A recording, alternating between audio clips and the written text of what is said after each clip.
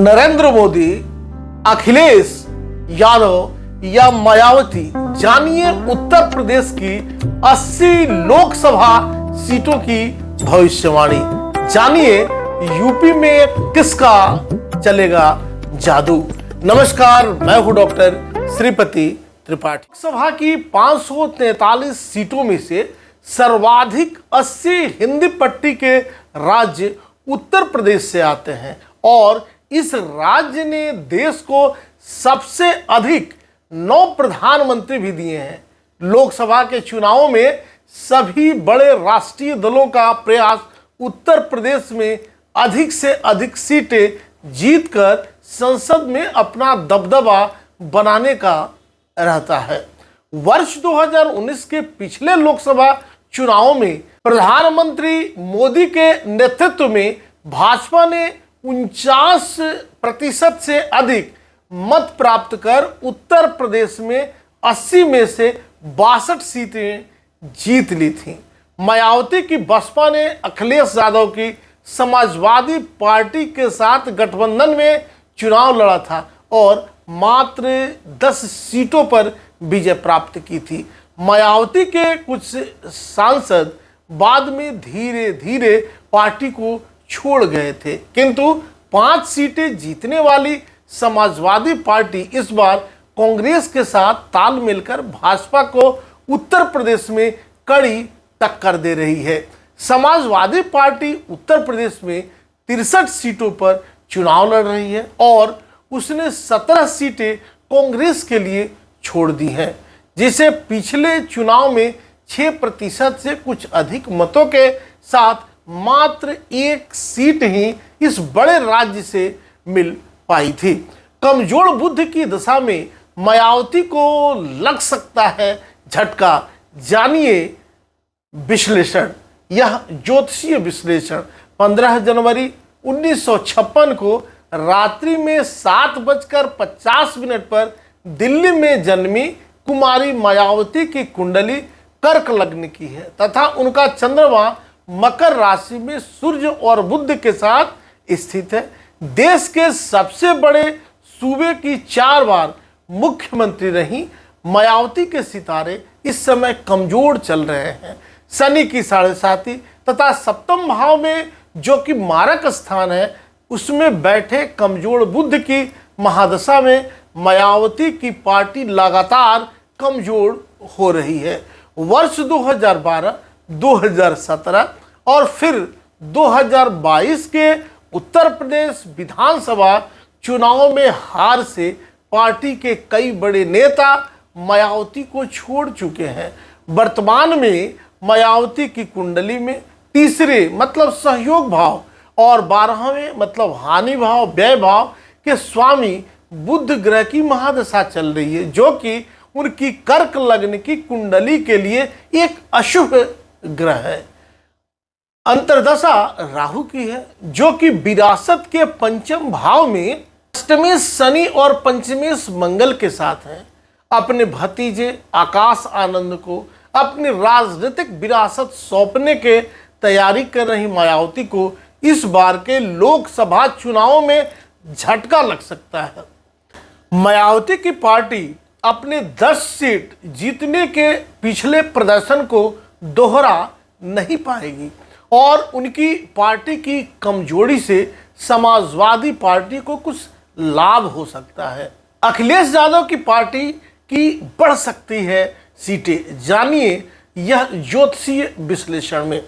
जानने के लिए अंत तक यह वीडियो देखिए। समाजवादी पार्टी की स्थापना 4 अक्टूबर 1992 को दोपहर 12:30 पर लखनऊ में हुई थी, जब धनु लग्न उदय हो रहा था। अल्पसंख्यकों के कारक ग्रह राहु समाजवादी पार्टी की कुंडली के लग्न में विराजमान होकर अष्टमेश चंद्रमा से युक्त है। राज्यसभा के 10म भाव में नौवें सूर्य और लग्नेश एवं चतुर्थेश गुरु का एक बड़ा राजयोग बन रहा है। एक समय उत्तर प्रदेश में सत्ता के साथ साथ लोकसभा में भी यह पार्टी अच्छा प्रभाव रखती थी, किंतु 2017 और फिर 2022 के विधानसभा चुनाव में हार के बाद से पार्टी अपने प्रदेश में भाजपा के विरुद्ध संघर्ष कर रही है।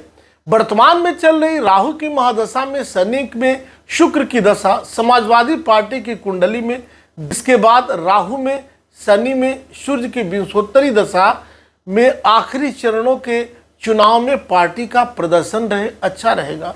उत्तर प्रदेश के पूर्व मुख्यमंत्री और समाजवादी पार्टी के मुखिया अखिलेश यादव की उपलब्ध जन्म कुंडली उनकी आधिकारिक जन्म विवरण से अलग है।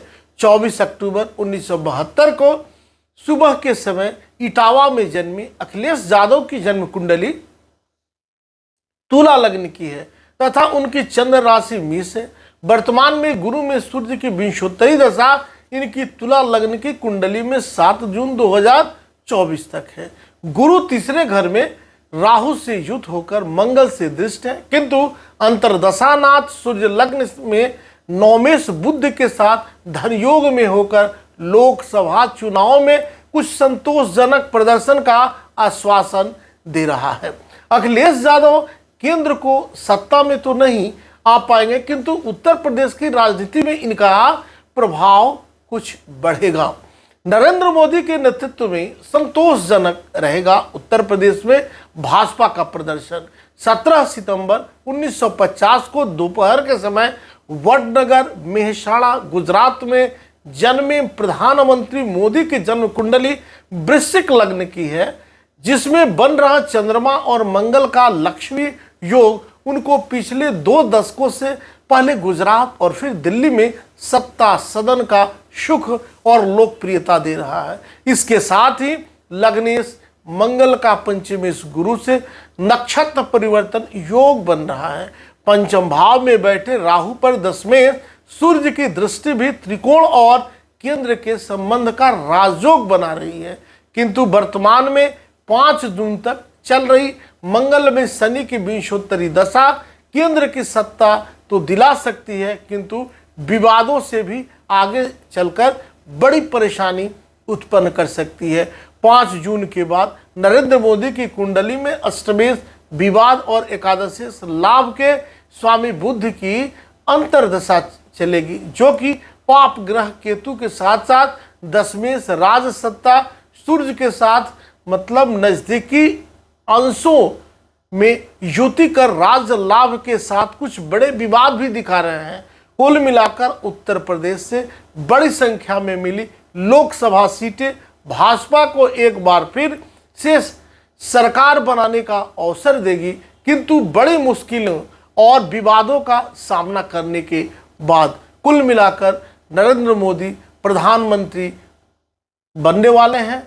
आने वाला जो समय है, यह चुनाव जो है, यह नरेंद्र मोदी को पुनः पदस्थापित कर रहा है प्रधानमंत्री के रूप में। अभी तक आपने इस चैनल को सब्सक्राइब नहीं किया तो सब्सक्राइब करें, शेयर करें और कमेंट्स करें। तब तक के लिए दीजिए इजाज़त। नमस्कार, जय श्री कृष्णा, वंदे मातरम।